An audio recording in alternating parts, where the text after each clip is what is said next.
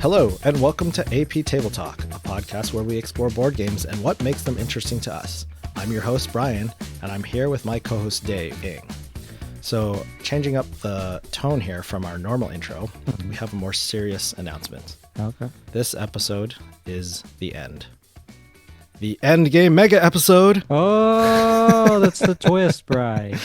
Because we're covering those 6 different mechanics this episode, all about the end game, or yes. generally how the game's played. Right, yeah. So this is our second mega episode, right? Mm-hmm. And it has a lot of stuff in it. A lot. You want to just run through the 6 like sub mechanics we're going over? Yeah. So for this episode, Brian and I decided to group all 6 of these mechanics together because we thought that they were worth talking about since there's a lot of overlap between games and just a lot of like thematic considerations. So for this mega topic episode, we're going to cover the following 6 board game mechanics. Number 1 is Elapsed Real-Time Ending. Number 2 is Sudden Death Ending. Number 3 is Finale Ending. Right. And then we're going to talk about... What? Sorry, just to interrupt in there. Even grouping them a little more, I grouped those first 3 into another subgroup that I'm just calling end game timing mechanics. Because they all have to do with how the end game closes. Yeah. Right. And then the next 3 I kind of grouped into end game scoring because they have to do with scoring, and you can go over those 3. Yep. And then for end game scoring, like Brian said, we're covering end game bonuses, then hidden victory points, and the last one is highest, lowest scoring. So those are the 6 mechanics we'll cover in this episode. Right. So yeah, we got a lot of material to go over here. So much. Yeah. So I know we usually do our defining our mechanics here, but I was thinking because we've got so many topics, maybe we'll define each one individually and go through the examples for that topic so that we don't forget what our definitions are when we're going over our examples. Sure. Sounds good. You want to do that? Yeah, okay. Sounds good. So the first one, elapsed real-time ending. Okay, so my definition for that is when a game is played with an actual clock or a timer, and it has a set duration and it ends after that time ends. Right. So pretty close there, Brian. I'm going to read the official definition off of Board Game Geek. And according to the website, it says, quote, "The game ends after a set amount of actual time has elapsed. During the game, individual players may have separate turns or play may be simultaneous, in which all players play at the same time." So like you said, Brian, there's an actual set amount of time that has to elapse, but sometimes there's turns and sometimes there's simultaneous actions. Yeah. Okay. So let's go over our examples for elapsed real-time ending then? Yeah. Should we roll the die for sure, for initiative. Roll for initiative. Forgot. Yeah. All right, I got all right. If you're listening for the first time, Brian and I have both D20s in our hands. We're going to roll them. Whoever rolls highest gets initiative to begin the discussion. So I'm ready when you are, Brian. Yep. Go ahead. 3, 2, 1, roll. I got 8. I have 18. All right. So I'll lead. You can lead us off. All right, so Brian, for this one, I'm talking about first game for elapsed real time? Yeah, your first game that you played with that had an elapsed real-time ending. Okay. So this one, I was like, okay, real-time games. I'm thinking about this. I went through the whole list on BGG. And, actually, this game is the first time I ever played this game, Brian, was with your mom, and it is Boggle. Oh, okay. Right? Because Boggle's got that timer, right? Yeah, I forgot about Boggle. Right. I did not. Also, your mom is crazy. I did not go through the list. She's good at She's good at word games. Yeah, she's really. Well, I mean, like I guess Jenny's also really good at word games. Your mom is crazy good at Boggle, but I think for me, the very first elapsed real time game I played was Boggle. Oh, you know what? I did not go through the whole list. I just tried to go from memory. But I do think that this would have been my first one. This one is all the way back from 1991. Actually, I think Boggle's older. I'm not even sure what year that is. I'll look it up closely. I think it's older than 1991. Oh, okay. Boggle says 1972. Yeah, I was gonna say I'm pretty sure Boggle's pretty old. Yep. Okay, this one's not quite that old, but it's definitely pre the Catan era of gaming. And it's called Nightmare. Do you remember that game? Did we play it at PAX East? Nightmare? No, I've never played it with you. Oh, okay. I have to look this up. I don't remember. It was a big game at the time. There's a lot of commercials for it. Mm-hmm. It is one where you played with an accompanying VHS tape playing in the background, Oh, yes, and I it had remember 60 this. minutes, Uh-huh. and it was a kind of a Halloweeny, scary movie theme thing. Uh-huh. It was a basic roll and move game. Mm-hmm. We have a lot of examples, so I'm not going to go over all the rules of each game, but Mm-hmm. essentially you're racing to collect some keys and then get to the middle. Mm-hmm. And during that time, in that 60 minutes, the there was like a game master that would come up on the TV Mm-hmm. and interrupt you, called the gatekeeper, Mm-hmm. and he would interrupt you and make you do stupid things and stuff like that. And if you, it was basically first one to get their six keys, get to the middle, would Mm-hmm. win. But if the 60 minutes ends and nobody gets there, then the gatekeeper wins. Oh, And okay. you were supposed to play with the lights off Mm-hmm. and the volume at the loudest, Yeah. according to the instruction manual, and Yeah. it would scream. And I actually played it. A friend of mine had that game, and they brought it, and we played it at school on one of the Halloween days. Oh, wow. So I that was my first elapsed real-time ending game. I feel like this is like what is this, 90s? Maybe late 91, 80s? yeah. 91? Yeah, this is like Yeah. 90s version of like high interactivity, digital interactivity Yeah. game, right? Yeah.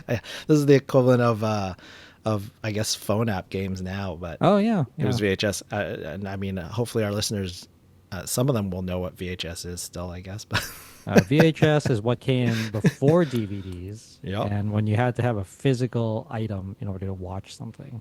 Yes. I'll let that sit there. All right. So All right. that was my first elapsed real time ending game. We'll All move right. on to your favorite one. All right. So my favorite elapsed real-time game would have to be actually. I was thinking about this because I went through the entire list.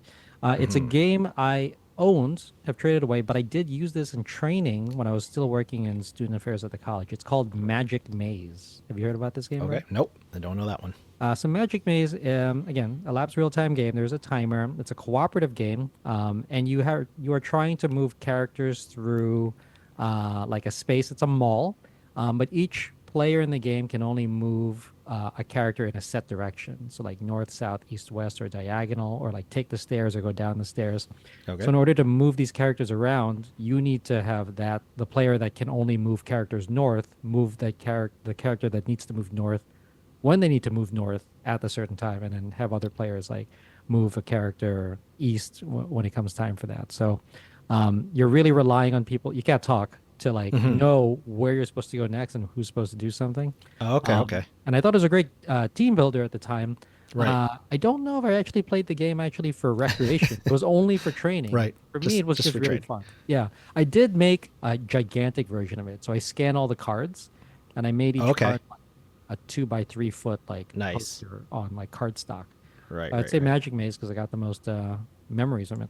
Okay. Yeah. How about you? Okay. So I bent the rules a little bit here with my favorite one because, and I did this with a number of our mechanics here because sometimes I had some trouble fitting ones in. Hmm. So the game that I picked is Galaxy Trucker. Oh yeah, I remember So that. it is a real time game. There is Hmm. a timer, but I don't think it strictly falls under elapsed real time ending. Hmm. So the way this one works is you're essentially there's two portions. There's the building your ship portion, Hmm. and then you kind of fly and run into all these obstacles, and things destroy your ship, and whoever ship Hmm. kind of can make it through the most is will get further along the track. Yep. And the way so yeah, I think the elapsed real time ending is strictly like a timer for the whole game. Hmm. So this one is the building part has a timer, and as you're building, anyone can flip the timer, Hmm. and you do that I think 2 or 3 times, and then the building portion ends. So you're kind of putting pressure on people by choosing when to flip the timer, and you don't want to wait too long because you don't want to give people too long to build their ship, Right. and stuff like that. But you want to be able to make sure you have enough shields and weapons and things like that. So it is a real time game, not strictly elapsed real time, but I thought it best fit for my favorite Yeah. real time game at least. Well, I feel like you could bend the rules here, Brian. Say like, yeah, it is in the labs real time because the timer starts when the sand timer gets flipped. Yeah, So you could say but it that doesn't part of the game. it doesn't trigger the end game. Oh, yeah. Yeah, I It just guess it's so. the end of that segment of the end of that phase Yeah. of the round. But that's the best one I came up with anyways. So. Okay. All right. Okay. I'm reading the definition again. I'm like, yeah, you're right. Yeah. The game ends after a set amount of action time has passed. Okie dokie. All right. So we'll move on to the most noteworthy or biggest game in your opinion for this mechanic. Okay. So for Elapsed Real-Time again, most noteworthy, and unfortunately I didn't play this game, but I did ask around, other players what they thought, and the consensus was a Space Alert. I've never played this, but have you played it, Brian? I have not. I think it's on my list of like want to play it at some point, but I have not played it either. So Space Alert, it's a real-time cooperative game. Actually, now that you talk about Nightmare, it kind of sounds like that because there's a real-time soundtrack. So you're supposed to play according to a soundtrack. Gotcha. You're cooperating with other players, and you're basically trying to send like your ship into hyperspace. But people need to cooperate to accomplish tasks together. I haven't played it before, but when I asked around, people indicated this when I did talk about elapsed real-time games. Okay. Yeah. The one that came to mind for me is it's kind of a category of games and it's relatively modern is the escape room games. Oh yeah. Specifically the Unlock series, I think, uses an app, and the app has a timer. I know there's also the Exit, the game series or whatever. Yep. I don't think that one specifically uses a timer, but the rule book suggests that you can use a timer to kind of like increase the tension and urgency feeling. But yeah, I think that kind of is one that's kind of more popular now that's kind of big in the space. Especially, I think they got big during the pandemic. Yeah, I feel like if you want to recreate this escape room feeling, then you should really use a timer, right? Because most I'm pretty sure all the Unlock ones use the timer. I haven't actually played any of those. I have the Unlock for Kids that I play with my kids. Yep. That one does not use a timer. But okay. I guess there's nothing stopping you from just adding a timer to it. So what's the constraint then? Do you just work through the puzzle until you solve it? There's no like time limit? The kids one? Yeah, the kids one. So the kids one, when you make choices, you're going for score. So you can find hidden things and they give you stars. Oh, okay. And if you make incorrect decisions, they give you X's, which cancel out stars. Oh, okay. Honestly, they're really well done. I'm after playing the kids one, I'm kind of interested in trying one of the like normal the mainstream series ones. Yeah. But because I think Violet would like those as well. Yeah. She kind of likes that stuff. So nice. Okay, so that is our examples for elapsed real-time ending. So we'll move on to what's our next one here? Next one looks like it is sudden death ending. Yes, sudden death ending. You want to go ahead with what you define sudden death ending as? I'd find it as where there's some specific trigger that ends a game immediately prior to the normal ending of the game, and it interrupts any current round or any other game element that's going on. So close there, Bri. I'm going to read the official definition from Board Game Geek. So according to the website, it says, quote, there are two distinct types of sudden death endings. One, in the case of a tie at the end of regular play, sudden death is triggered where play continues until the game ends immediately after a player achieves a certain condition, like scoring a point. And then the second type of sudden death ending is special victory conditions, which, when met, trigger an early and immediate end to gameplay, perhaps completing the current round prior to the normal ending conditions for the game. So I think, Brian, according to your definition, you're talking about number two. Yeah, right? I think mine fits number two. Number one is more like a tie break. Sports, sudden death overtime. Yeah, I would say so. In our research, or at least my research for this, most of the sudden death ending games I found was number two. I didn't find anything under number one. So I guess we'll talk about it when we get there. Sure. Yep. Okay, so how do you want to do? You want to keep doing initiative, or do you just want to keep going with our order? I want to roll this die. So okay, let's do it. All right, I'm ready. Oh, I got a 8 again. I got a 4. All right. You got a lead. Okay, so I will lead off on sudden death endings. Okay, so the first sudden death ending game played. I've talked about this game prior in our worker placement episode, and that is Bus. And Bus, the normal endings are either when all of the construction sites are occupied, which is where you're building those the workplace and whatnot to go to, or when one player has only one player has action markers left, because that's where you do your bidding or your worker placement, because every player starts with 20 for the whole game. So that, which I thought was an interesting way to use worker placement in that game. The sudden death ending is that one of the actions you can take is taking that time stone to not advance time.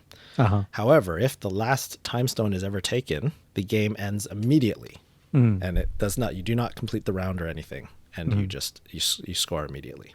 Oh, okay. So that to me is the sudden death ending. Man, I really want to play Bus now. I know they're reprinting it, but I want. I have it now. Oh, so you got next the reprint? Time, yes, I got it. So nice. So okay. I'm ready to play it. Well, we got to play that next you're time visiting. Absolutely. All right, so it's on to me for first sudden death game. The first sudden death game you played, yeah. Okay. So for me, Brad, this is the one that we prior to playing a lot of games on BGA, we played this a lot. It's Twilight Struggle. Remember all of our plays very of Twilight nice. Struggle? Yes. Nuclear war. Sorry, I'm spoiling your game here. Thermonuclear war. Yeah.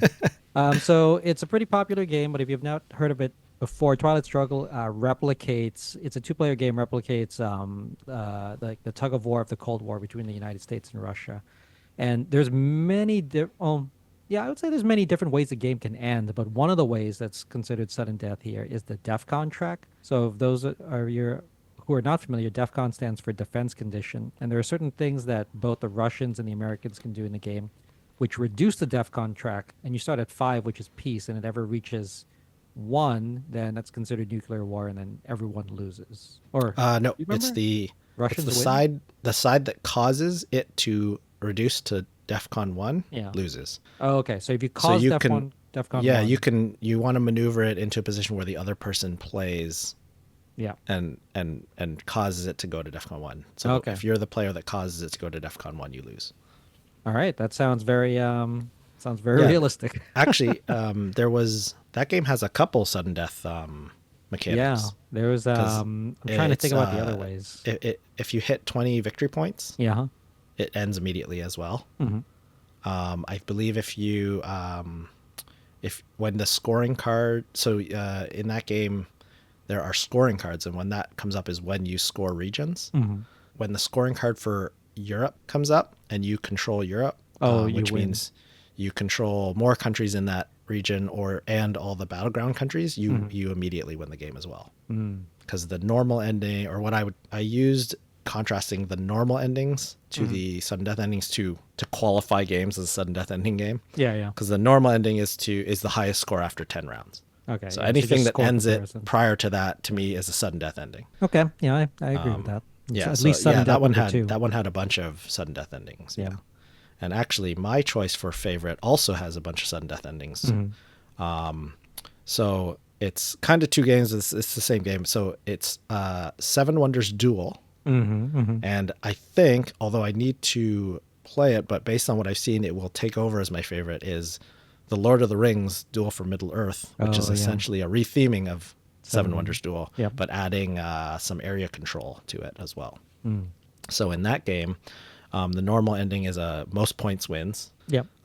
So specifically in Seven Wonders Duel, there is a military track, which is kind of a tug-of-war track. And if either side reaches the opponent at any point, they immediately win by pushing the military tracker one way or the other. Also, there's the scientific victory, which is if at any point you get one of each of the 6 science symbols, you win immediately as well. Immediately win. Yeah. And in the Lord of the Rings version, they have instead, I think they replaced the military track with because one side is Sam and Frodo or the Fellowship, and the other side is the Nazgul. So Sam and Frodo are trying to get the ring to Mount Doom. So if they make it to Mount Doom, they win. Or if the Nazgul catch Sam and Frodo, the Nazgul win. But it's essentially just a fancier skin on the military track. Right. And because they now have area control, there are 7 zones, I guess, or regions on the map of Middle-earth. So instead of most points wins, it's the control of the most regions at the end of the game is the normal ending. And if you ever, I believe if you ever control all 7, you immediately win as well. Oh, I see. Okay, so again, many different ways that.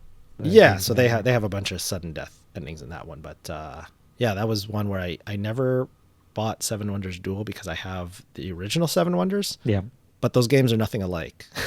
Yeah, they're pretty different. I mean, it's But I just streamlined couldn't. for I ticketing. just felt like I shouldn't buy Seven Wonders Duel. But now that they have Lord of the Rings Duel for Middle Earth, Hmm. which is a different theme, now I feel like I can buy it. Yeah, yeah, you've set yourself up, or Yeah, you've justified it why you need another exactly. game.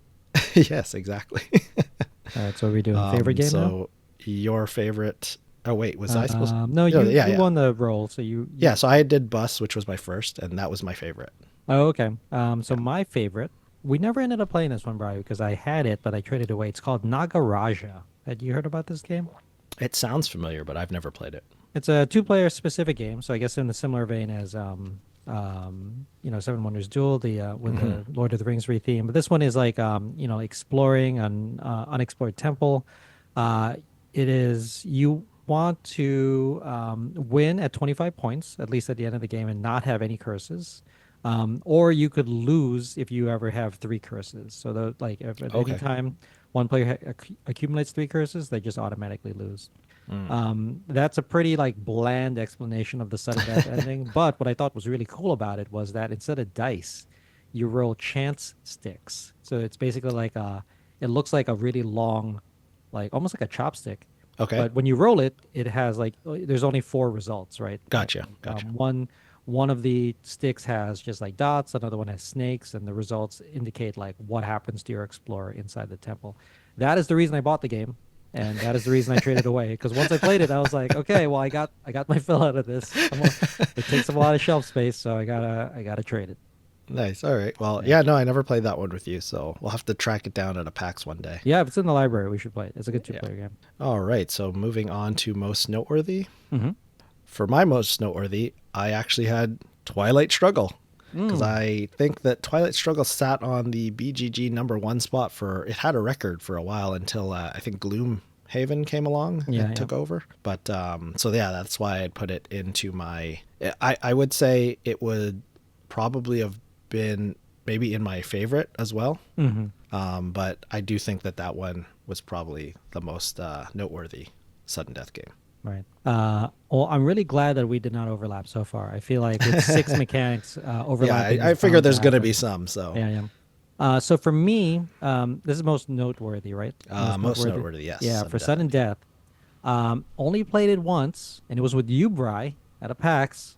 I'm gonna say Root as Oh, a sudden Root. death ending. Ah, okay. Yeah, For yeah. those of you that are not familiar with Root, it is a highly acclaimed, very contentious game. You know, it's like a war game with asymmetric factions. So basically, like each player is playing a different game compared to everyone else. And again, I've only played it once, but there's certain ways where you can end the game early. One of them is like controlling specific clearings, and the Vagabonds Coalition. If the Vagabond can ally with a low-scoring player, they abandon their score, and if their partner wins, then they win. At least that's how I remember reading it and playing it. Do you remember any of the rules, Brad? Because it's been a long time for me. I mean, the rules are different depending on which group you get, I guess, Edition. which faction you get. Yeah, yeah, yeah. But yeah, that you know what, that's definitely a good choice for most noteworthy because I think that one, the previous game in that vein was Vast, which is one I don't Yeah, yeah. think Remember we played we that once, I think. did. Oh yeah, we did play it once, right, right, and Once, that's the same exactly idea where once. it's very asymmetrical.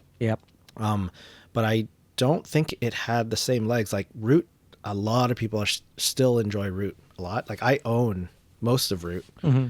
but because of the complexity of learning to play it, it Hmm. doesn't hit the table. Hmm. I actually picked up Orly's most recent one from this recording, and finally got to play Arcs. Yeah, Arcs. Oh, you got to play Recently. arcs. Yeah, yeah, and I enjoy that one. A little bit of a tangent here, but Hmm. I think for my gaming group and the time that I play, that Hmm. fits better. So I'm trying to get one of my friends to buy all my Root stuff. Oh, okay. So arcs is your root replacement then. I mean, I don't know if it's not asymmetrical like Root, but I think that when that World Order game comes out, that might be my replacement. Oh, okay. Oh yeah, World Order. That's the other game we tried to play That's the last time we were at PAX. hegemony was the previous Predecessor game for. from, yeah, for that. And that one, I think that's actually probably closer to Root in the sense that each faction plays very different and has different objectives. Hmm. Whereas World Order, you kind of follow the same rules, but the teams are very asymmetrical, and the way they created the powers makes it so that you play differently even though you follow the same rules. So from a teach standpoint, you're still learning one set of rules as opposed to learning 3 or 4 different sets of rules. Yeah. That's like the hardest part I feel about it because especially if you're hosting it, you're like, okay, well, I got to learn all these rules and then teach Yeah, everyone. like you're gonna, or if you play and you're only gonna play one time, so now everyone's gonna learn 4 different games to play one time. That's my Like nightmare. it's a tough sell. Like if you have a Yeah. dedicated group though, and Yeah. like that, I think that's why people like it, because it adds so much variety if you have a group that's gonna play it a bunch. Oh, yeah. Yeah. And they just keep adding more factions to it, so it just adds more and more variety. But yeah, that was a good choice. Okay, so that is sudden death ending. So we move on to finale ending. Yeah. You want to give us your personal definition? Okay, so I have an asterisk here because I didn't know what finale ending was. So I went ahead and just kind of looked it up, and Yep. basically, in my own words, you can give the official. Is this basically when the main game ends, you play a mini game to determine the winner? That is very close to the actual DBG definition, which is when the main game ends, a special mini game is played to determine the victor. Yes. And I will also say that I had trouble with this one too. I thought that in my mind, I'm like, oh, when I read that, I'm like, oh, okay, I can come up with that. And then I tried to think of games. So we'll, as we go through it, we'll see, but we can do our roll for initiative here. Sure. I'm ready to roll when you are. Yep. 3, 2, 1. Oh my God. 3. I had a 1. Oh, You still critical beat me. fail. All Critical right. fail, yeah. Okay, so the first finale ending game that I played is the Resistance Avalon. Specifically Avalon, because I'll go back to the Resistance. So the Resistance was a social deduction game. You've got 2 teams, and you're sending out. I think you have a rotating captain, and the captain chooses teams of 2 other players, and you're essentially doing pass fail on each mission.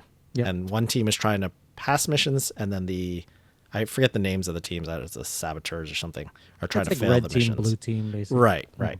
The bad guy or the traitors know who each other are, and you're just essentially trying to get passing teams through. In the Resistance Avalon, they threw on the kind of Camelot theme, the Arthurian legend theme. So you have King Arthur and the knights of the round versus who is it, like Morrigan? Mordred?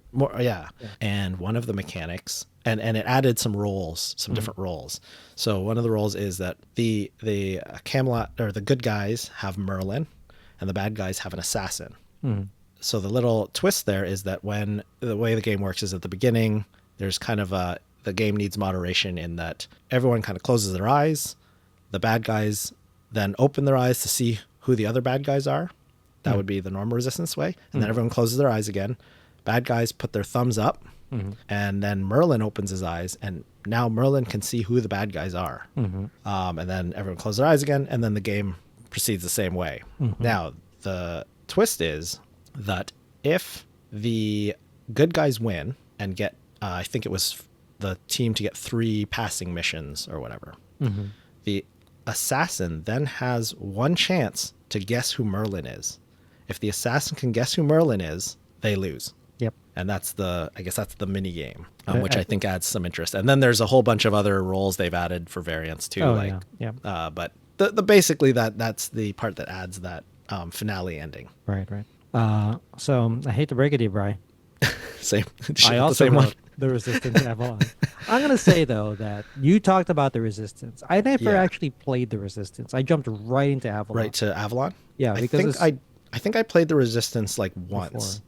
Oh, okay. Because like when I was getting into board games, people were like, "Don't get Avalon, just get the Resistance Avalon." Like with Merlin. Yeah, once I think Avalon. Yeah. Essentially, when Avalon came around, the Resistance, but the Resistance is much older. I think. Yeah. Avalon came along the same time around Coup, and I think you introduced me to Coup, and I liked Coup better because it wasn't team based. It has card play to it, and there's brinksmanship. But yeah, I mean they're different. Right. But I know that Avalon had a big following as well. Right.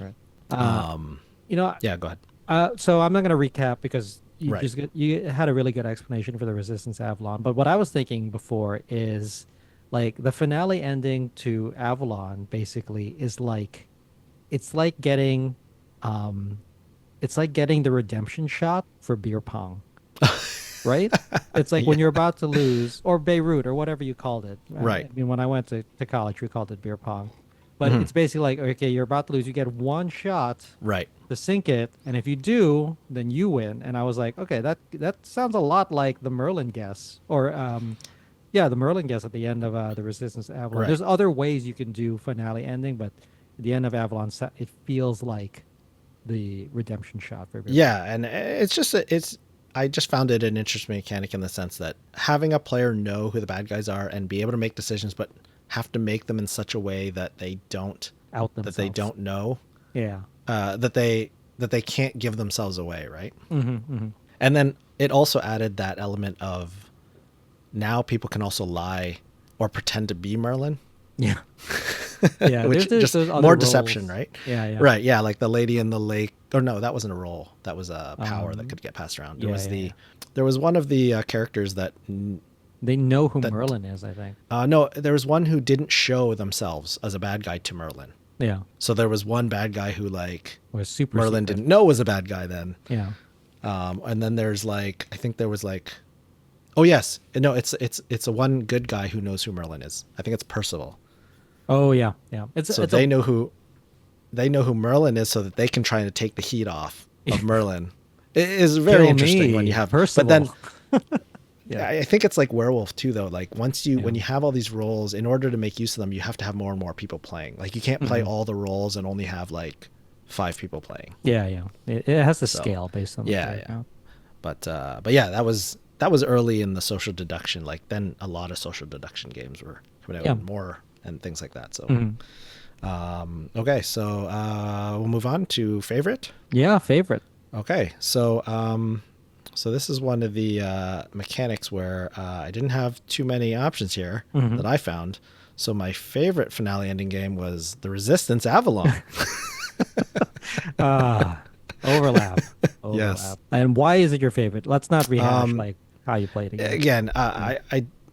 I fell more into the coup line at the time, but then Hmm. I did eventually play it, and I just like as you were talking about that feeling of that just that like redemption shot Hmm. at the end, like being able to just take that Hail Mary. Hmm. I will say the downside to that is when you play a whole bunch and you never get to be either Merlin or the assassin You want to be because the it's role. random, right? Yeah. Yeah, Yeah. it's like you feel like you're missing out because you never get to be the one who gets to do those things. Hmm. But when you do, it's fun. It's really fun to. I liked being the assassin. I want to Yeah. be able to It's like figure out werewolf when you who play a bunch of Merlin games and is. like, I just want to be the werewolf Yeah, one time, exactly. just Yeah, once. yeah, exactly. Or I'm always in Battlestar Galactica. I always pick the Cylons. So Hmm. I mean that game is gone now, but it's Yeah. rethemed as Unfathomable. Yep. But there was when it was Battlestar Galactica, there was Gaius Baltar, and Hmm. his asymmetry is that he picks 2 loyalty cards Hmm. because I wanted to be a Cylon, and I would get Gaius and never get the Cylon It would be cards. 2 human cards or something. Yeah, Yeah. I'd always get 2 human cards. Yeah. But yeah, so that's why it was my favorite. Nice. All right, my turn for Hmm. finale ending favorite. Yep.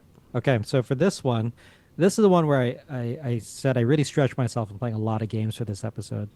This is a game that has been on my want and trade list and want to buy list, want to play list for a while because it was rated within circles of like auction games is pretty highly rated. It's called Kuhandel, Kuhhandel. Have you heard of this game, Brian? I have never heard of it. Okay, so this one, I apparently Kuhandel is Dutch for like you're bluffing or something. That's like the English translation. But anyway, as of this recording, I went to Taiwan on a trip. I went to a few board game stores in Taiwan because I can't help myself, and I found this game there, and I was like, oh, I've been looking for this game for a while, and it was actually like competitively priced, so I bought it. It's a small box card game.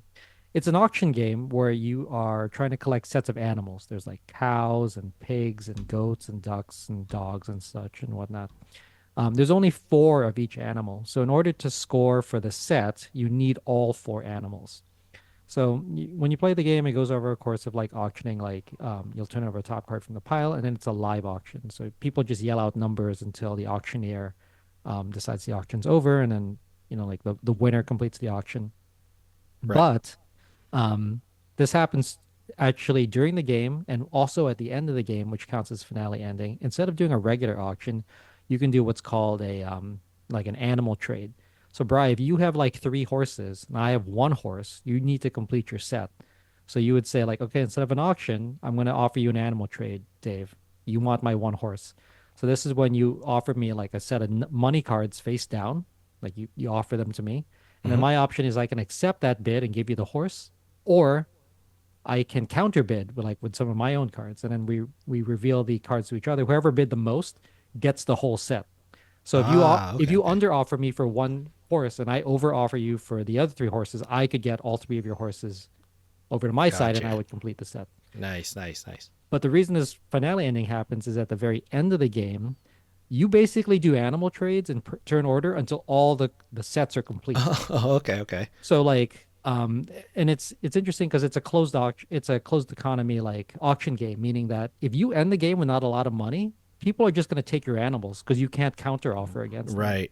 And I Gotcha. played this and I was like, oh, actually, I thought that was great, but my group, the Banditos, did not like that part. They were like, well, I just put together this set, like Yeah, yeah. once a set is made, you can't be broken, but you're Right. fighting tooth and nail to get two out of the four animals, and we just kept doing animal trades until they were all settled.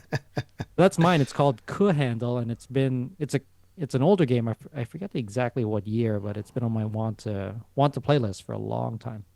Oh, Gotcha. 2009. It's not that old actually. Hmm. Yeah. Okay. Okay, so we're moving on to most noteworthy. Yep. All right. So I'm going to say you're not going to like this, Dave, Oh no. but All my right. most Tell me more. noteworthy is the resistance. I really had trouble with this finale ending, but Okay. I will Okay. say I do think Yeah. that it was a pretty significant game. Like Mm. the Resistance, the original was big. Avalon, I think, was bigger, and that came out in 2012 ish. Yep. Yep. And then even it was still popular enough that like a couple years ago they did a big box for Avalon. Mm-hmm. Like I think that was 2 or 3 years ago.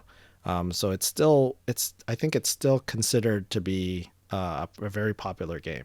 And I mean when you start adding all these different roles, just like Mm-hmm. One Night Ultimate Werewolf, like you have so much variation that you can play. It's a quick game. It's easy to learn. Yeah. So yeah, so that's also my most noteworthy finale ending game. That was your triple threat Triple threat. Yeah, yeah, of Avalon. All right. So we're going to me now for most yeah, noteworthy yeah. finale ending. So this one, Brad, we played this exactly. Well, we played it together once, I think, and it was at PAX East. It's Okay, Mysterium. You remember that one? Mysterium. You know what? I do remember it, Yep. but I didn't remember it enough that I wanted to put it on my thing because I didn't Mm. feel like it fit any of the categories more than the Resistance Yeah, yeah. Avalon. But Well, yes, I think it. Anyway, yeah, you go ahead and yeah. talk about it. Yeah, I think it. Well, I mean, at least according to BGG, it fits within finale ending. But this Yeah. one is another cooperative game. At the very end, and again, it's been years since we played this, so this is just a summary. Hmm. Uh, there's one player that's trying to communicate a vision to the rest of the other players, and then the rest of the players can vote on that vision, and if they feel that if it's correct, then they win. Otherwise, they would lose, and the game ends. So this is like I would say like the final ending like mini game that fulfills the definition for finale ending. Right. I mean, at least at the time, we weren't that into cooperative games, so I was like, okay, Hmm.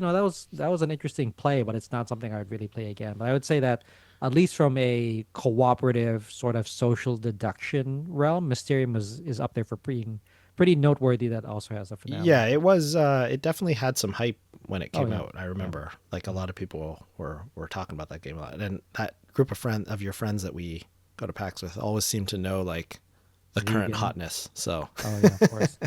all right, so that was our end game timing mechanics. So we'll move Mm-hmm, on to mm-hmm. our end game scoring mechanics. The Yep, yep. first one is end game bonuses. Mm-hmm. So my definition is basically players can fulfill special conditions Mm-hmm. throughout the game and earn extra points at the end of the game All as right. end game bonuses. Yeah, so pretty close to the official definition of a board game geek is quote, Players earn or lose bonus victory points at the end of the game based on meeting victory conditions. So you could Yes. end up losing points at the end of the game. That's true. Yeah. And Yep. so I think this was like the opposite of finale endings for me, whereas like I had a hard time finding games for finale endings. Mhm. There is a ton of games with endgame Oh bonuses. yeah, So, yeah. And I feel like this is the one that we've like experienced the most of, right? yeah, In the yeah, games that we've played. absolutely. I, Yeah. I I think it's a much more common mechanic, and Hmm. even to the fact where I think a lot of my choices for examples can fit in multiple categories here. But Yep. so my first board game. So I tried to pick ones that are still kind of modern games and at least used the mechanic interestingly in order to narrow it down a little bit. Hmm. So the first one I put was Ticket to Ride, Hmm. where so your normal points in that game come from as you place your trains, your complete routes, and Yep. depending on the length of that route, you get a certain number of points for it. Hmm. There are two sets of bonuses in that game when the game is done. Hmm. One is the player with the longest continuous path Yep. of trains gets, I don't remember how many points, it's like 15 bonus points or something like that. But also, you can draft tickets Hmm. during that game that give you specific cities that you need to create a continuous path between. And if you're able to complete that, they are worth a certain number of victory points as well. Hmm. And talking about the negative points as well, is that any tickets that you draft and keep that you don't fulfill, you get them as negative points. Yeah. Yeah. That is So, that's one of our standbys for the Banditos group. Play a lot of Ticket to Ride. We're oh playing yeah, I online think, right now. yeah, that's a very, it used to be like the gateway game. Yeah, like that and Carcassonne, I think, right? Yeah, As the yeah. gateway games. I think Tickets to Ride's a better gateway game. Yeah, I think so. Because Carcassonne, with scoring at least, I feel like it's Right, could yeah. be onerous, right? Yeah. And Tickets to Ride just moves so fast too. Oh yeah, yeah. Okay, so for All right. me, first game, Yeah. Oh, uh, we didn't even roll for initiative. That's fine. We'll do it that's on the next fine. one. Well, just consider I had a critical fail again. Yeah. So first game, end game bonus. Bri, I again dug real deep here, trying to find like the very first end game bonus game I played, and the answer is Scrabble. Oh, okay. Because I play a lot of Words with Friends with my mom. Like we have a Yep. game going, like we play every day at least one move. Right. But for Scrabble, if you are not familiar with the end game scoring condition, is that one, you get a bonus if you play all of your tiles and you end the game that way. And Oh, okay. then I was trying to think of the end game bonus. I yeah, know that it's you get the bonus for playing all your tiles. right. But you I didn't also, realize you get a specific one for playing all your tiles and ending the game that way. at least from the rule book I read, but Sure. the tiles that your opponent has, they get penalized for them, like the value of those Right. tiles, and Yes. you Your get those leftover points. tiles. So it's That's right. basically like a multiple point swing, right? Because if you Yeah. lose Yeah. Yeah. 12 Yeah. points, I gain 12 points, and that's the end game. That's the reason why you would want to, like end the game early when your opponent has a bunch of tiles. So for me, it would be Scrabble. I don't think I ever played your mom in Scrabble, but I have played Jenny, and I have lost horribly. Yeah. I don't know how good my mom was anymore. I know Scrabble wasn't, board games were not my thing. No. But my brother would play against my mom a lot. Hmm. And my mom, that was one of the games where my mom would win Hmm. until my brother stopped playing it the way As a word game. children play Scrabble, Yeah. which is just try to make your words. Yep.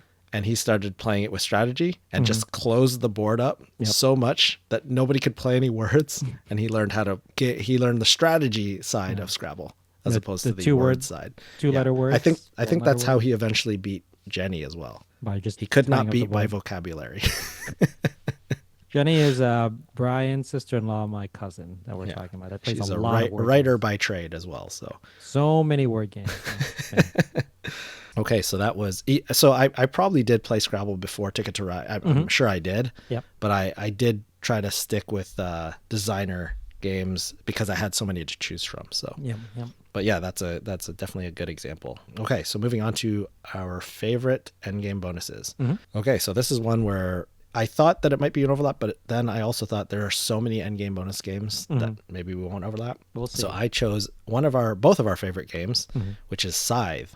Mm. And I really like the way they did the end game bonuses in this. So the end game victory points in that game is money, is your coins. And then you also get coins for other things that you've done in the game. So whatever coins you have left over, plus you get coins for the stars that you get, which are basically completing tasks, the number of territories you control, and your leftover resources. But the interesting thing that I thought was you also have a popularity rank. Mm-hmm. And depending on where that falls at the end of the game, it's not a multiplier, but it's if it's higher, you get more coins for those previous three things. Mm-hmm. So if you have a high popularity, you'll get, I don't remember, 6 coins per star as opposed to 4 coins if your popularity is lower. Right, right. So I Yeah, thought it's that like a was an multiplier. interesting way. Yeah, kind of like a multiplier. Yeah. So I thought that was an interesting way of doing the end game bonuses. Nice. I'm really glad we didn't overlap here because when you were saying it, I was like, oh, he's gonna say it. He's gonna say it. He's gonna say my game. He's gonna say it. But Sight is a really great game. We haven't played it in a while. I kind of wish. I mean, it is on Board Game Arena, but I don't think it's a really good adaptation. Yeah, that's one I want to play in real time, I think. Yeah, I think so. But for me, my end game bonus, and like I would say that this is, if I had to pick like the sacred cow of modern board games that I think is universally loved, it would be this one. It would be favorite game that has end game bonuses. I'm playing it right now. It's Castles of Burgundy. Ah, yes. Yeah, I've played a lot of that. a lot of COB. End game bonus comes from those yellow tiles. They give you bonuses based on other tiles that you've placed and just other actions that you've taken throughout the game. For me, at least, the one I'm usually going for because I'm trying to gain initiative is I like the one for every good that you've shipped, you get a bonus point, or just goods or different types of goods overall. Because I'm usually fighting for those spots where I can put the ships down. Right. But the a little bit of an aside, I prefer playing Castles of Tuscany over Castles of Burgundy because Castle of Burgundy is very dice driven, whereas Castles of Tuscany is all card driven. Small consideration, but I don't. It's not a popular opinion. Most people like Right. Castles of Burgundy. Yeah. I know that we played that. I know I played it with Chris a bunch. I think we were playing it a bunch at one point too on Board Game Arena, right? Yep. Yep. It is one where we played so much that I did fall into the point where I felt like my skill was getting capped by luck Mm-hmm. in the games. But once I started to, there was a, I guess, unofficial tournament rule Yeah. where you have the same map as the opponent Mm-hmm. or the same board as the opponent because there's different boards with the layout or the colors are slightly different. The unofficial tournament rule is that you and your opponent have the same the same board. Mm-hmm. That fixed that for me because Yeah. yes, the dice Yeah. rolls are random, but there is some variance mathematically in which board you have. Mm-hmm. So Mm-hmm. so I think we had played it so much that I was noticing that and saying like, oh, he got the better one, so I'm not going to win this one. Right. Right. Yeah, and there's also Um, I think like there's a band board for right. Castles of Burgundy, at Yes. least for Yes. tournament play. Yeah. Right. Okay. All So right. yeah, that was a good one. That was what do we? Is this the most noteworthy we're on here? Yeah, we're on most noteworthy for end game Okay. bonuses. Okay. So my most noteworthy. This is another big game in the board game universe here, and I chose Azul, which is where you score points for laying out your tiles in rows and columns and things like that. I Mhm. mean, I guess it kind of depends on the board you use in that one as well. But Yeah. the standard one is you get points for rows and columns. You get points for completing sets of colors, and then you get negative points for your wasted tiles that you are unable to place or you don't place on Yeah, they your fall to the ground. mosaic. Yep. Right. So, and that's a game which I think that's one of those that's going to be an evergreen game for a long time too. Oh yeah, I've been playing a lot of Azul. That and Yeah. like Splendor, basically. That's where my brother's still at now. I got him Crystal Mosaic for Christmas. Oh, nice. I have that Just too, but I haven't opened it yet. I figured he's played so much, Mhm. those couple extra boards might be just a little bit of variation that he would like. Nice. All right. So on to me now for most noteworthy for Yes, in-game on to you. bonuses. For me, it's gonna be Terraforming Mars, which I know you and Ooh, Violet have played a lot of, right? yes, I like that game a Because lot. there's just a ton of end-game bonuses, right? There's cards, resources, other VP values, trophies, right? Yeah, A they're all over the hodgepodge of place in that game, things. Yeah, and to score. even all the expansions add where you like randomly pick ones that replace the ones on the board and Yeah, all yeah. kinds of stuff like that. Yeah, that one is almost like a point salad of bonus points. So many things to choose from. That is yeah, I'm actually, what did I have as my, oh yeah, you know what, I had that in as my, also as a runner up in my favorite game here, but Okay. Scythe took it for me. So Nice. All right. So that is end game bonuses. Mm-hmm. So we will move on to hidden victory points. Mm-hmm.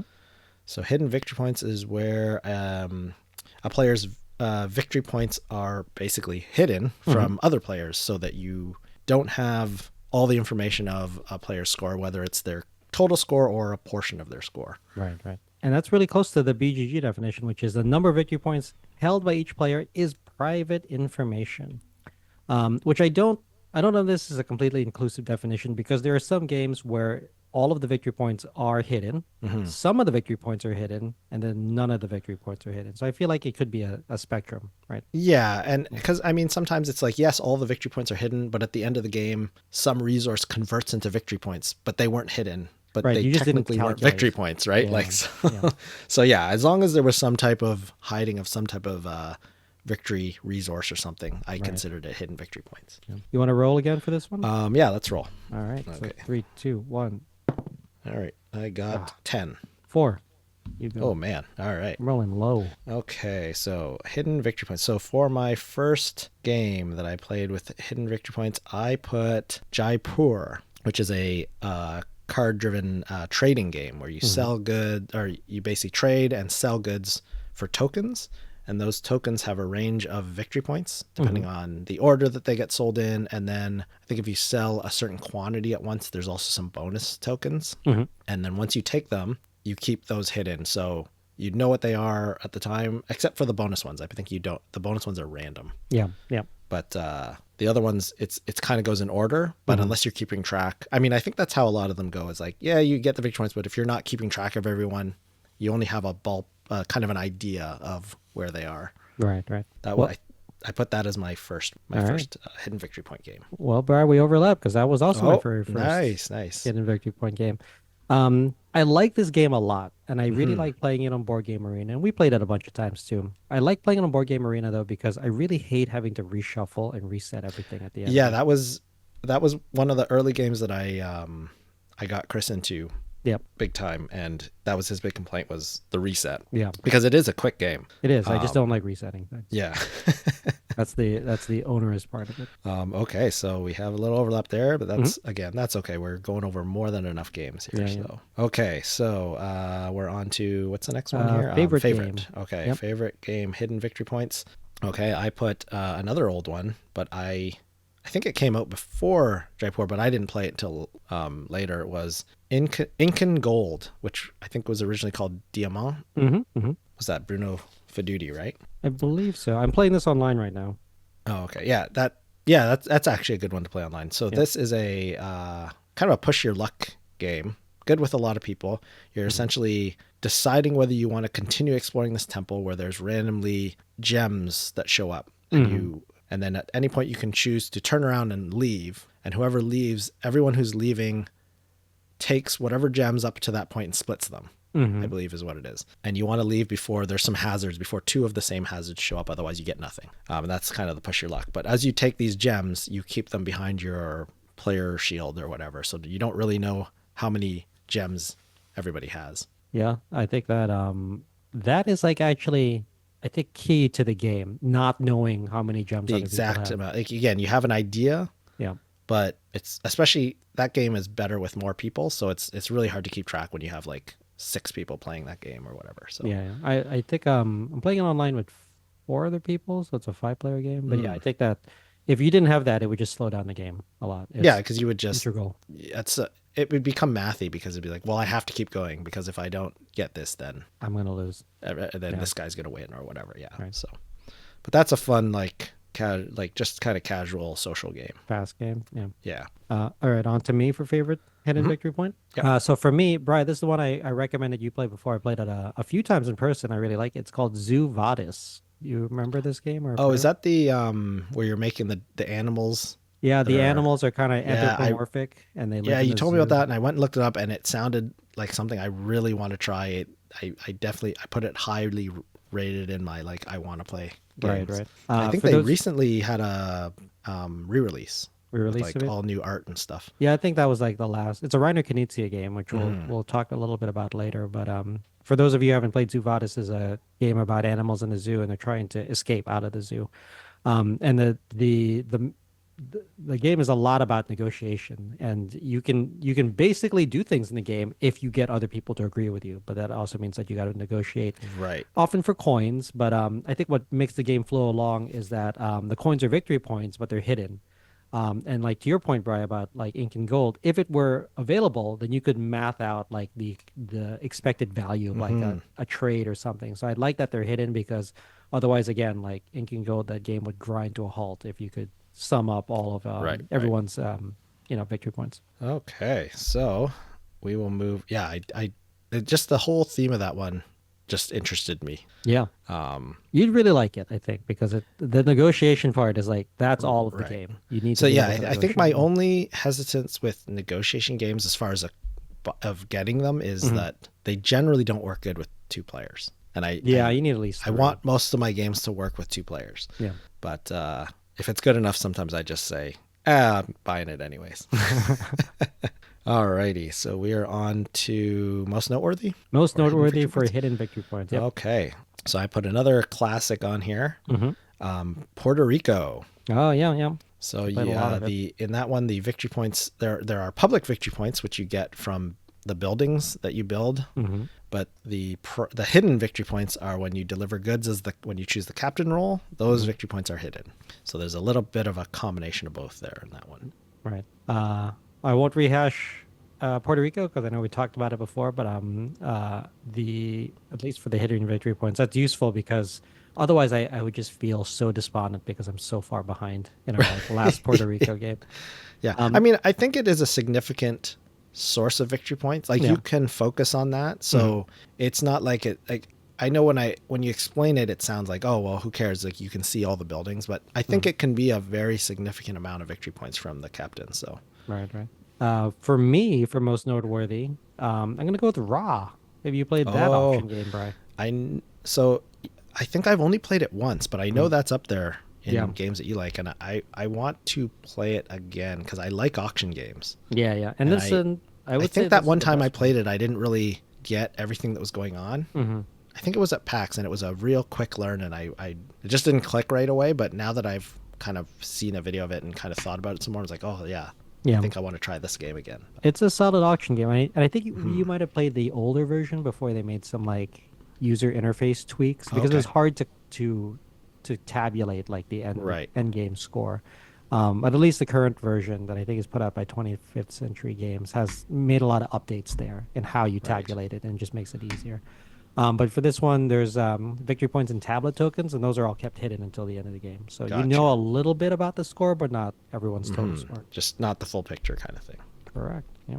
Interesting. Okay. Now we're going Now to. we move on to highest, lowest scoring. Okay. Okay, so I almost looked this one up, and then I just thought about it some more, Mm-hmm. um, and then I think I got it, which is what. So when essentially in a game where players earn points in various categories, Mm-hmm. but then at the end of the game, only your lowest category counts. You still want to get high, or I mean, it can work in reverse, but generally, if you're going for the highest Mm-hmm. victory points, it's only the highest victory points in your lowest of those categories. Yep. Correct. The highest lowest scoring definition off of Board Game Geek is quote, each player's score is equal to the lowest value of several categories. Whoever has the highest lowest value is the winner. It sounds weird to say it, but that's Yes. essentially what it But is. then when I think about the highest, lowest, Mm-hmm. and I actually think about it, it's like, okay, yeah, that is, I guess that is how you would title it. Yeah. I wish there was an easier way to say it, but that's actually I think the best way to say it. So this is a mechanic that in a lot of the games that me and my brother modified, Mm-hmm. we would implement this mechanic. Yeah. But I actually had a lot of trouble finding a bunch of games, but I did come up with some here. Okay. So I think the first one that I can remember playing is Between Two Cities. Mm-hmm. Yep. So in that game, you have a city. Every player has a city or a city token or whatever, and you are simultaneously drafting tiles and building a 4x4 city, both between your neighbor to your left and your neighbor to your right. Mm-hmm. Thus, the title Between Two Cities. And then at the end, so everybody's building these 4x4 cities, and you're kind of you're kind of discussing with your neighbors on where you want to place those tiles, because I think you draft 2 tiles at a time, and one has to go in your left city and one has to go in your right city. And so you're discussing with your neighbors on which tile is going to go where and whatnot. And then there's scoring for different combos and things like that. But at the end of the game, once all the cities are complete, your score is the lowest scoring city of those 2 cities that you have. Yep. Yep. And then it does tie break with your other city. But I thought that was interesting because you don't want to make your city too good, or you have to balance out. I mean, that's the whole idea, is that it forces you to balance out your things where your points are distributed. Right. Right. Yeah. I think that's basic because like that doesn't make sense as a mechanic, right? It's like balance out your things as the mechanic. Right. No, just Yes, highest yes. lowest scoring. That's the most succinct way to describe it. Right. It makes a lot of sense once you have experienced it for a bit. Explaining it is a little bit tough abstractly to understand, but so All right, yeah, so that was my your first first yeah. game. All right, so my first game for highest lowest scoring is a Reiner Knizia game, which we'll talk about later. More Okay. about this designer later, but mine is going to be High Society. Have you played that Oh, one, okay. Brian? Have you played High Society before? No, I have Okay. not. Oh Well, wait, High Society is a it's High auction Society. game. It's a card That's game, not. small box Oh card no, game. no, I'm thinking of a different game. No, I have not played it. Okay. It's an auction game, so you're bidding for cards, like people in society to come join your party. It's kind of like Great Gatsby era. But at the end of the game, and I don't know, no, this wouldn't count as finale ending, but at the end of the game, you're going to add up victory points from the cards that you won in auction. But before you do that, you total up the amount of money you still have left over. And the player that has the least amount of money is automatically eliminated. Oh, So okay. you want to spend money to win victory point cards, but you can't spend too much because if you do, you won't even be considered to win the end of the game. Got you. So that's my highest, at least on BGG, it counts as highest lowest scoring because if Yeah, you yeah. are the lowest in money, then you are out. Then whoever Right. is remaining, the highest, well, I guess the highest number in the category. It now Interesting. doesn't make sense now that I explained it, but that's how they categorize. It kind of, you know what it reminds me of? Yeah. That quantitative easement game that you introduced Oh, to me. QE. Yeah. Yeah, which I really enjoyed. Where that's the just quickly, since this is kind of a tangent to what we're talking about, but it's a auction game where you can write any value you want down. But at the end Any of the value. game, Yeah. whoever spent the most immediately loses. Yep. So even though you have, because you're playing countries, right? So you print your own money basically, right? So you can spend anything you want, but you've destroyed your dollar if you basically spent the most. I really like that game. It was so hard to wrap my head around because you're like, okay, well, I bid $11 trillion. I bid 11 trillion and one. Yeah. All right. Yeah, that was a fun game. I enjoyed that one. Okay, going to so favorite game that now? was. Yeah, we're on to favorite. Okay, All right. so my favorite is one we actually played in research for this. Mm-hmm. I will say it might not be my favorite, but I bumped my favorite into another category, so we'll talk about that after. But so I put we recently played Beer and Bread. Oh, yeah. I remember playing on that. BGA Scott and Alm's game. Yep. Scott Alm's game. Yeah, and so essentially you are drafting cards. Are you drafting them? Yeah, you're drafting. Yeah, it's like the Seven Wonders draft kind of thing. Yep. Collecting resources to brew beer and bake bread. And each of those different kinds of beers and breads give you points, and you want to get both those high because your lowest of either your points in the bread that you've baked or the beer that you've brewed is your score. Yep. And yeah, same idea. So that it kind of forces you need to kind of do both. You can't just focus on one. Otherwise, you will get a very low score. Yep. I learned that in the last game we played. So my favorite game for highest, lowest scoring. And Brian, I definitely know you didn't say this one because you've never actually played it before because there's only one copy in existence. My favorite highest, lowest scoring game is Estate Sale. And I know because it's the game I designed. So estate sale, I was inspired to design it because I actually went to an estate sale like right off the street. And if you're not familiar, an estate sale is a sale where they're trying to liquidate like the contents of a house. So I designed this game where you're in an estate sale, but you're trying to gather like equal numbers of different things in the house, like furniture, books, silverware, clothes, etc. And I was really inspired by other games I had played with this kind of scoring, and I thought it was really interesting, and I threw it into this prototype. So, like not to toot my own horn, but my favorite high-low scoring game is my own game, State Sale. I know you've had that prototype, but I have not played that prototype yet. You have not played that one. Okay, I'll have to. That'll be on the list with Bus on the next time we get together. Yep. All right. So moving on to most noteworthy, highest, lowest. I would actually say that this is probably my favorite, but I do think it is most noteworthy. Yep. There are 3 different renditions of this game. The one that I've played is Yellow and Yangtze, which is a re-implementation of Tigris and Euphrates, which is actually, I think, my only Reiner Knizia game on all these examples that we have, which is amazing. Oh, really? Wow. Anyways, yeah, it might be. But so yeah, it's a tile laying. I mean, Reiner Knizia tile laying area control game, and there are 5 different color tiles, and they earn you different types of victory points. I think it's scrolls, weapons, crops, goods, and gold. So, and they're kind of representing military and agriculture and these different things for your I think it's different clans that you're playing. But the interesting thing is that one of the I believe gold is actually a wild. So at the end of the game, you can add your gold into your other categories, so you can kind of bump up your really low ones. So it does give you a little bit of flexibility in having to diversify so much, which I enjoyed. But yeah, we played that at PAX, and I ended up I have the latest rendition, which is now called Huang, I think now. There's a 3rd version of it. That's the one. It is a implement. It is Yellow and Yangtze. Like they didn't really they have a couple expansion modules. That's right. But you told me about this. Yeah, it's Yellow and Yangtze. The difference between Yellow and Yangtze and Tigris and Euphrates. Tigris and Euphrates used square grid, and then they moved to hex grid in Yellow and Yangtze. I mean, I'm sure there's other changes, but I know that one's like an old classic favorite too. Right. So that was my most noteworthy. Well, Bri, we overlapped because I wrote Tigers and Euphrates. Yeah, there you go. Well, it's not an exact overlap, so. Yeah, not an exact overlap, but I would say I do remember playing Overlap in this originally at PAX Unplugged, I think, the first year we went there. And I think it's, if I had to find like a quintessential example, it's probably, like these 3, Yellow and Yangtze, Tigers and Euphrates, and Wang right now, because it's the high-low scoring. You have those multiple different categories, but you got to build them up evenly throughout the course of the game. Yep. Yeah, I think that, I mean, again, that's probably why we both put it most noteworthy. I can't think of one that kind of exemplifies it more. So yeah, that would be the one I would have to go to. So that wraps up our mechanics. That was a long one, but we have a lot of mechanics. Now we can move on to Beyond the Basics. Yep.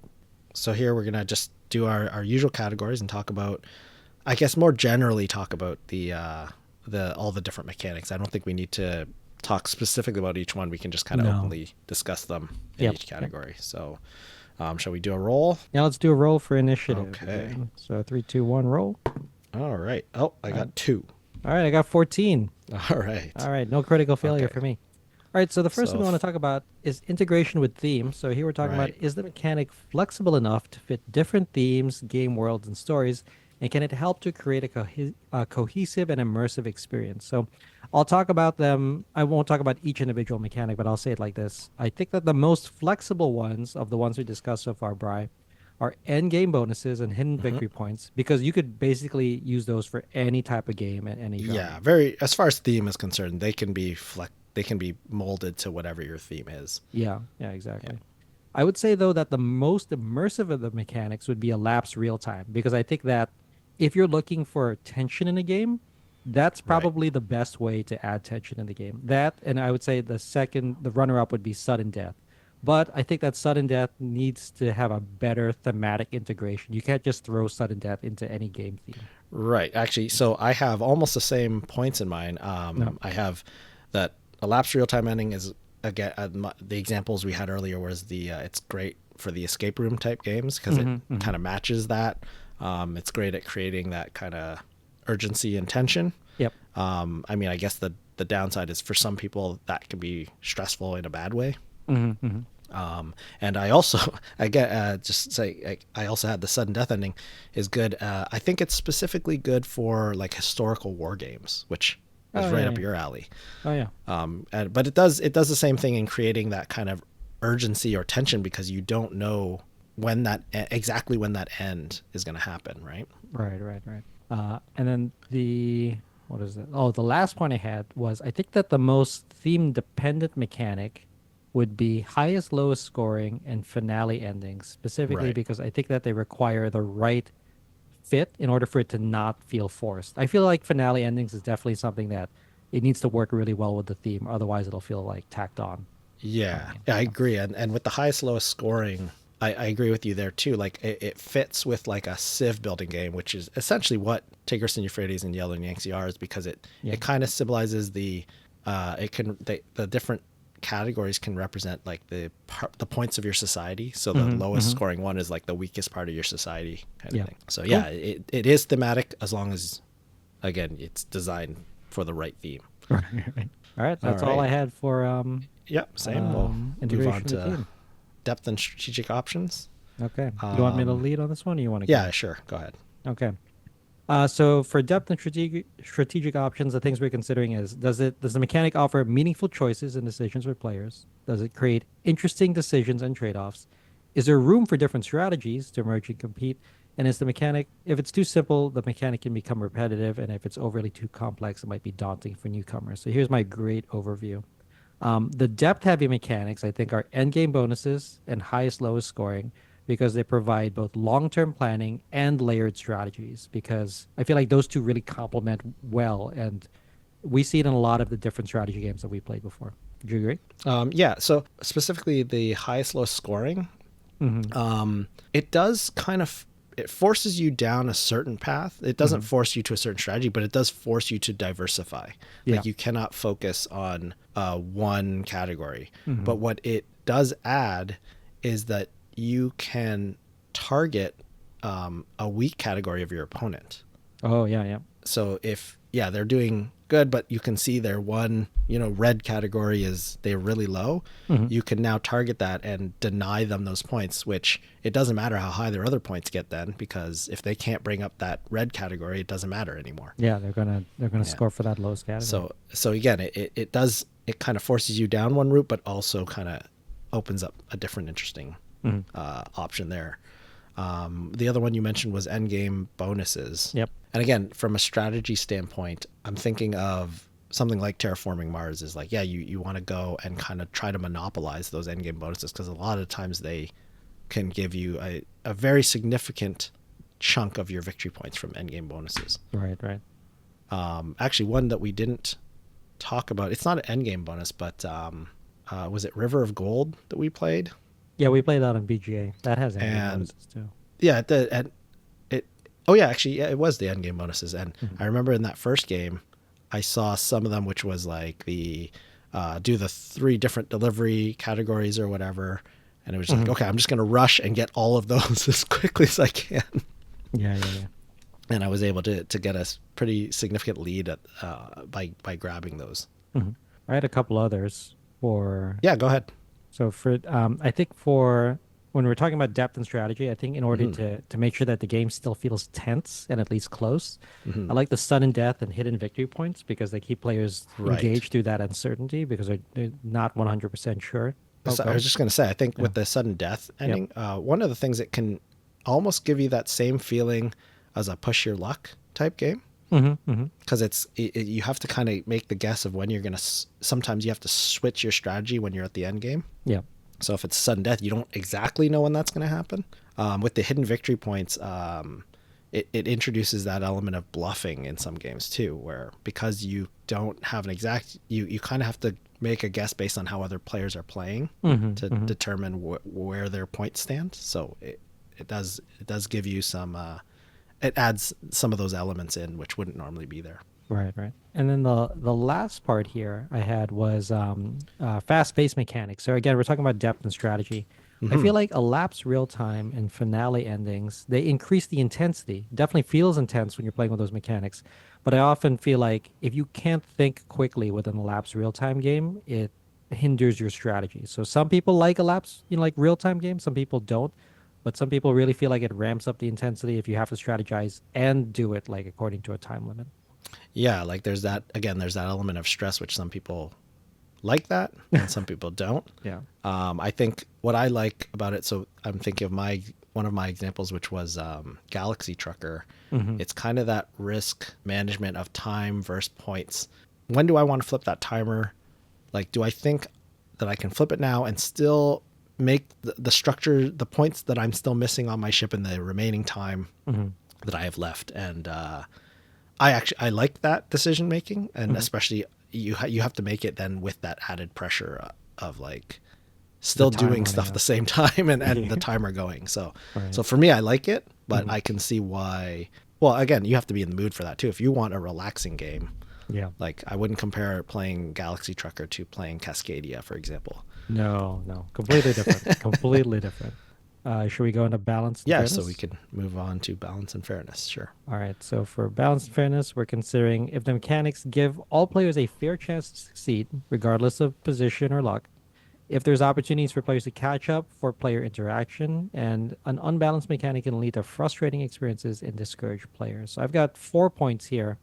I feel like the games that are most balanced and fair are the ones that include both a mix of like hidden and also public objectives. So my go-to games that I'm referring to here are Cascadia and Wingspan. The ones that I feel like are most interactive that we talked about already, Zoo Vadis, with the hidden victory points, Resistance Avalon, and another game, a real-time game called Two Rooms and a Boom, which I don't think that I've played it with you, but I played it a bunch of times with my students. And I think that's interactive because there's negotiation and there's also that social deduction aspect related to it. Right. The third point is I think the most strategic are, again, the Sacred Cow, Castles of Burgundy, Wingspan, and definitely Twilight Struggle. I mean, like, I feel like there's people that only play Twilight Struggle. But the most stressful and thrilling games, I would say, are the ones that have the real-time mechanics, like Magic Maze we talked about before. Right. And there's also 5-minute Dungeon, which is literally a 5-minute timer where you're going through a dungeon cooperatively. So I feel like, balance and fairness strikes these mechanics in different ways, but those are the examples of games that I would use. Yeah, I mean, so we touched on some of those ideas there, and then I would also say, like, with something like sudden death endings, I think the fairness comes in with what the general length of the game is. Like with a very short game, a sudden death ending can feel much less fair, I think, because it doesn't give you any time to adapt to the game situation.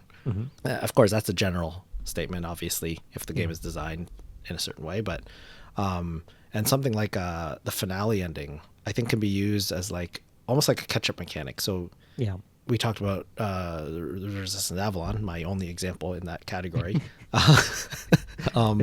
And so if the bad guys get blown out of the water, well, you still have that chance to make that Hail Mary shot and still win the game. Right? Yeah. So the redemption shot. Yeah, that's almost like kind of your rubber banding in your Mario Kart there. So all right, so we go on to player engagement and fun. Yeah. Do you want to lead off on this one, Brian? It does. Why don't you just keep going the way we're going here, and I'll comment. All right. So for player engagement and fun, we're asking the questions: do the mechanics create interesting and engaging moments for players? Does it lead to exciting turns and dramatic reveals with satisfying payoffs? Is it enjoyable to interact with and learn? And even the most strategic mechanic can fall flat if it's not fun to play. So I've got a few points here I wanted to talk about. The ones that I thought that were most engaging and fun are the ones that offer endgame scoring that keeps players engaged. So my go-to examples here are Wingspan, which we didn't talk about in depth, but has a lot of endgame scoring, and Cascadia, which Brian brought up before. The ones that I think are most exciting and have a dramatic reveal, Resistance Avalon, Twilight Struggle, Zoo Vadis, because I feel like in all of those games there could be a lot of last-minute twists and with social deduction and hidden information. The games that I thought that had a satisfying payoff, again, is Castles of Burgundy, when you really lean into like getting those endgame scoring opportunities, and also Beer and Bread, because of the layered strategies. I know that first game we played, I was like, oh, that game was a lot closer than I thought, because I was like, I know I'm supposed to balance the Beer and Bread, but I don't know where I'm supposed to look. So I'm like, I'm going to assume I'm pretty close here. But I thought it was pretty satisfying overall with those payoffs. I was just gonna say, like, the tough thing with like the fun part of this category is, it is the stress, fun stress or unfun stress. So I guess it's very subjective. But with mechanics like the hidden victory points, I think it does keep you or it keeps me engaged because it kind of forces you to pay attention, kind of have that idea of where each player falls in the ranking. Or with high low scoring, highest lowest scoring, it kind of forces you to pay attention to everything because you can't leave that weak category. You have to be paying attention to all the things, otherwise that one area, that weakness is going to be your downfall in that game. So it does help with that engagement in the game state. Right. Yeah. And then the last item here, and we talked about this before with making the games just accessible and enjoyable to learn. Ticket to Ride and Azul, because I feel like they're very simple yet very engaging. Ticket to Ride has the hidden victory points with tickets. Azul, though, has end game scoring that is public, because at least if you're playing on the standard board, you can see if someone's going to complete a column or row or all the colors. Yeah, and then go for that block or piece denial kind of thing. Right. Yeah. Sounds like something you would do, Brian. That is how you play that game. All right. Anything else, Brian, for player engagement and fun? Let's move on to variety and replayability.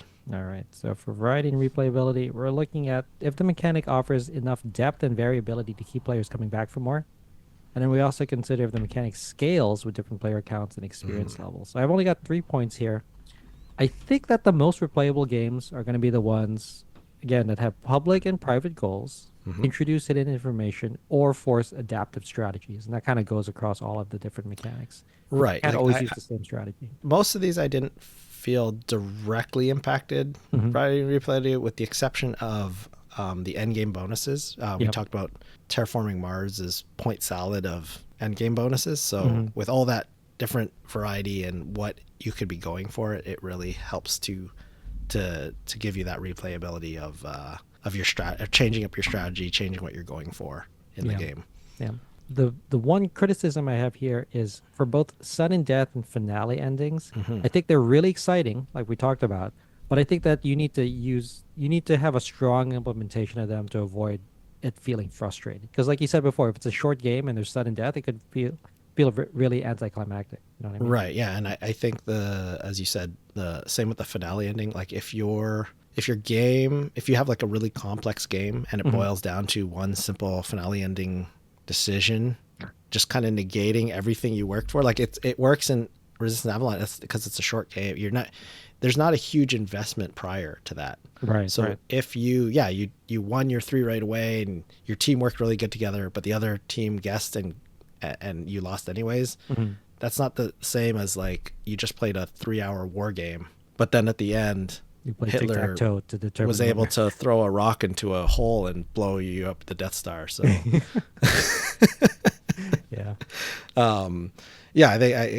think it's where it's appropriate matters, right? For that to work. And then the last point here I had was about elapsed real-time games. I think thrive on like cooperative games, kind of like what we talked about in Magic Maze. And I played another cooperative game called Quicksand. But I feel like if it's not properly randomized, because Magic Maze has some randomization into it, Quicksand also has randomization into it, it can feel very samey if it's not properly randomized. That's really my only criticism there when it comes to elapsed time games. Yeah, I agree with you with that. Okay, so we'll move on to innovation and originality. Yeah, so that's the last one for this section. So innovation and originality, we're asking the questions, does the mechanic offer something new and interesting, or is it just a rehash of existing ideas? And while the innovation is valuable, familiar mechanics can still be well executed and enjoyable. So I feel like most of these mechanics are refinements more than revolutions. There's one that I feel like is a revolution, and I'll get to it in a moment, and that's high-low scoring. Most innovative because I think it forces a different kind of strategic thinking. Because a lot of other games, it's like just an extreme. You want the most points or you want the least points. But high-low scoring is just even yourself out. You agree? Yeah, and I mean, I do think there are innovative ways that they have implemented it that feel different, even if the mechanic is the same. Like, I really like the way that Between Two Cities plays, and that it forces you to negotiate with your neighbors and things like that. Even though I would say that mechanic is a lot of these, actually, the mechanic is, none of these are like newer mechanics. They're all kind of classic old mechanics that have been around, with maybe the exception of finale ending. But so I think that the fact that they're still used, that they're either so embedded that they're just like textbook, or they have to kind of come up with interesting ways to implement them. Right, right. So like end game bonuses, I don't think there's really the originality is coming up with new ones, but there's not really new ways of implementing end game bonuses because by definition it's an end game bonus. Yeah, you get to decide when it is. Right. Yeah. So yeah, to that point, I think that hidden VPs and end game bonuses, there's many different ways you can implement them. Despite them being common, because they're so flexible and work with a lot of themes, I think that's the reason why we see them in a lot of games. Right. But on the flip side, real time and sudden death endings, I think they need to be there to serve a specific gameplay need. Like if I'm going to use real time, it's probably going to be the first decision I make in that design. And I'm like, okay, how do I build this game around this elapsed real time mechanic? yeah, I agree definitely because like that would be interesting. Pivoting that mid game design and suddenly saying like, you know what, let's put a clock in this game. This super strategic game that takes 20-minute turns. Let's put a clock in it. But ultimately, I think from a design standpoint, Bri, it's more about how the execution than originality here. Like if you can take one of these older mechanics and use it in a new innovative way, then I would consider that innovative. So it all comes down to context for me. Yeah, I mean, and I guess that's situational on, is it the highlight of your game design? Like if it's just a piece of the puzzle, like again, like something like end game bonuses, like I don't necessarily feel like it has to be some fancy new way to implement it. Yeah. Unless that is the whole centerpiece of your game, right? Is these end game bonuses? Well, then I think you have to have something new. Then, if that's your whole game is focused on these end game bonuses, then you gotta have something new with it. But yeah, generally, I think you're correct. Yeah. Okay, well, right, that wraps up our Beyond the Basics, right? Do you have anything else you want to touch on? No, I mean, I guess for bonus round, I just had a quick summary of my thoughts on these 6 mechanics. Okay, go ahead. Could I go lead with that? Yeah. All right, so I think the mechanics like endgame bonuses and hidden victory points I think those are my favorite out of the ones we've covered because they balance strategy and unpredictability. Sudden death and finale endings, I think I could live without it. I did play a few games in each of those categories, but I feel like it's super dramatic at that point. Like something could just change suddenly at the very end of the game. The only time I think I would agree to it is if it is like a very short game. Elapsed time and high-low scoring, I think offer a really like unique tension, at least with elapsed time because like there's a literal timer going, and I like high-low scoring because it forces you to diversify. But basically in any of these, like the way to avoid frustration is how you implement them. So going back to what you said, Brian, about it being contextual, right. Like, like these are some of these mechanics have been around for a while, but it's going to be about how designers are going to integrate these into existing designs or new designs, and like eventually how these would connect with an overall theme. I mean, just going back to your point about sudden death endings, I actually don't know if I agree with it fitting more with short games, if that's what you meant, avoiding them in longer games. Like some of our examples, like for example, Twilight Struggle, I would consider that not a short game. No. But I think because of the theme and because it's not, when we say sudden death, we mean it in the sense that it is not the normal way that the game ends, but it doesn't happen suddenly. Like you can see that coming and you can use it in your strategy. And the same goes with the various sudden deaths in Seven Wonders Duel. Yeah, there's many different ways. Now that is a little bit of a shorter game too, but because all of them you can see it happening. Like it's sudden death, but it's not fast. It's not sudden in the sense that like it came out of nowhere. Yeah, I guess it's sudden death in that the game ends, but you can the game ends and it's not through the normal ending.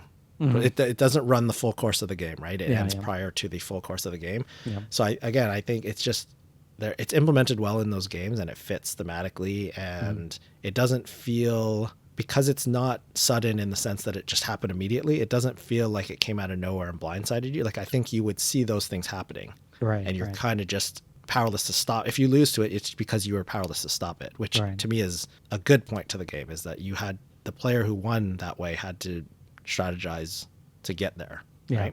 Yeah. So yeah, I don't know if I agree with it fitting better in shorter games. I think it does come down to how it's implemented for your specific game. But all right. Okay. Well, I guess that wraps up our end game mega episode of AP Table Talk.